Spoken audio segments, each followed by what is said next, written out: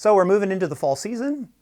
We're beginning to think about things that people in the past might have considered to be spooky or scary or have kind of negative connotations.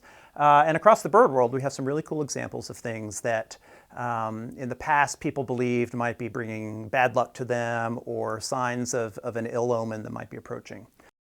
Hi, I'm Julian Avery. I'm an associate research professor of wildlife conservation here at Penn State. And I work within the Department of Ecosystem Science and Management. Historically, vultures have been associated with death or of impending disaster and doom, right?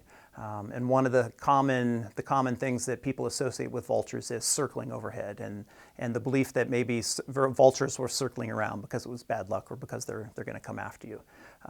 What's funny, though, is that a vulture is nowhere near a predator. While they are a carnivore, they live almost entirely off of dead things. They're scavengers.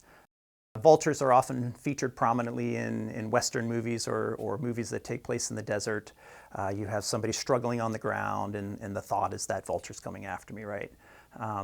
They really get quite a bad knock for these sorts of tendency to follow dead things. But in reality, this is a bird that is extremely valuable on the landscape. Not only did they break down animal matter so that other scavengers and bacteria and fungi can take advantage of those nutrients, they're also leading other things to those prey items. Crows and ravens get kind of a bad knock because of their color. They oftentimes, because of their level of intelligence, seem to be doing things that we deem might be a little bit crafty or cunning. And in some cases that may be the case. Because of their intelligence, they're able to do things and think and problem solve in ways that are similar to how a human might approach a problem. So I think in some ways that tends to unnerve people, right? One thing in the fall season that does seem a little bit creepy at times is that crows start gathering together. During the breeding season, they tend to have a little bit more solitary existence, but in the fall and winter, they tend to move around in larger groups. A group of crows is called a murder of crows.